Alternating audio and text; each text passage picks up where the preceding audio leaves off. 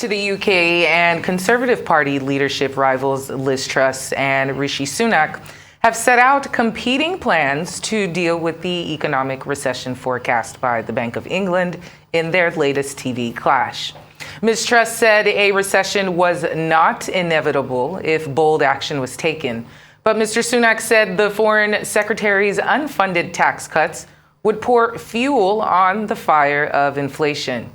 The bank's gloomy forecast of a recession this year loomed large in the TV special hosted by Sky News.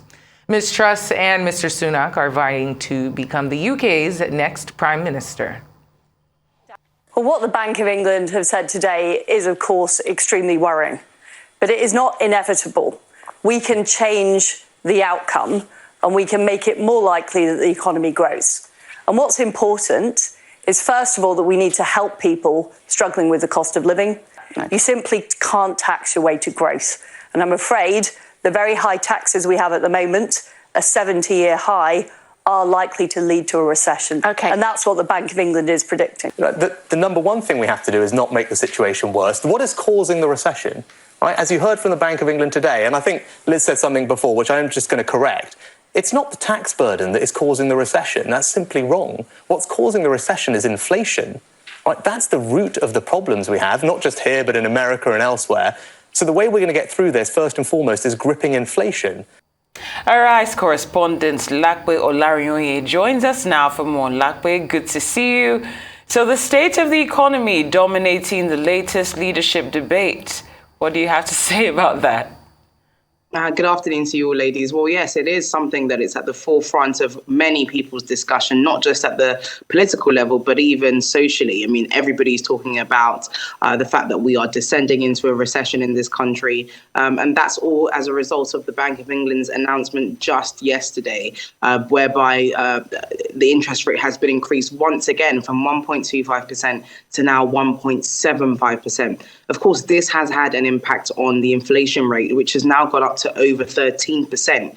It's worth noting here that that figure is the highest it's ever been in 42 years. So, of course, it is going to make all the news headlines. It's going to be a topic of discussion. And more importantly, it's going to be at the center of the debate between the two frontrunners to be the country's next prime minister. So it's something that is very, very important, and it's, very much at the tip of people's tongues here in the UK. Well, Lape, by the Conservative Party, they've been in power for 12 years, so it's going to be very hard for either of them to blame anyone other than the current government, isn't it? Yes, I think you're absolutely right. The blame game is kind of hand in hand. It comes hand in hand with politics all over the world. But in the case of the UK politics, we have seen that happen already, where there isn't much of a blame game happening at this stage of the contest for leadership. However, what they are debating on and what they are disagreeing on, if you like, is how they want to tackle those problems, which many argue are problems that have arisen under the Conservative leadership. So the main issue now that is dividing the party and the government, if you like, is really how what steps they're going to take to solve these issues. We are currently living in what is said to be a recession. We are currently living in the worst cost of living crisis there has been in this country. We're currently living in a post-pandemic era in this country. So there are many factors. And of course, might I add there, a war happening in Europe as well. So, it's a tough time for the Conservative government. It's also a tougher time for the people living in this country that have to take into consideration all these factors and deal with that at a very tough time.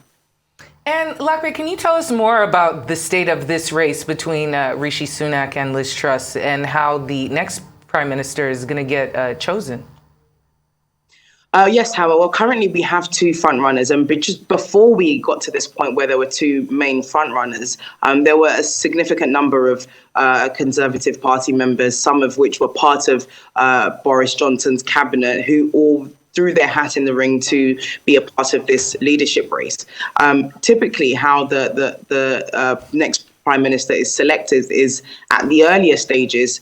Each of those contestants essentially would need to have a support of 20 members of parliament in the Conservative party to be able to go to the next level. I mean, if you cast your mind back, we saw that happen frequently where people were knocked out of the race and we were left with two main contestants, who Rishi Sunak and Liz Truss. Now, at this stage in the contest, what we do know is that there are 160,000 members of the Conservative Party who, by the way, have all received their postal ballots, and they will cast that. And on the 2nd of September, that will finish, and we would have the leader of the new leader of the country, the Prime Minister, will be announced on the 5th of September. So currently it's in its last stages where the wider party will now have to choose who they would go with to lead the country into this next phase. Well, talking about the ballot papers, Lape, there was a time we were hearing reports that they were being delayed due to security fears. What more can you tell us? Well, yes, there's not much that we heard on why those security affairs were such an issue and how they impacted the ballot papers. But I think the date of September the 5th has always been quite certain that we would have a leader of the government by the 5th of September. The key part of that information is, other than the fact that there was a delay, it hasn't significantly impacted how quickly or how late we will be hearing that news, which I said is still going to be on the 5th of September. And the key part of that information is that this will now be the decision of the wider party as opposed to kind of the front benchers. And this will now be something that the entire party will have to agree on, whether or not they want to choose Rishi Sunak or Liz Truss to lead them into, or lead them and the rest of the country, should I say, into this next phase, which, by the way, is going to be an extremely challenging phase. I've mentioned all those factors like Brexit, the war, the cost of living crisis, and now even worse, a possible recession. Well, thank you so much for your time this afternoon, Lape Olarinoye.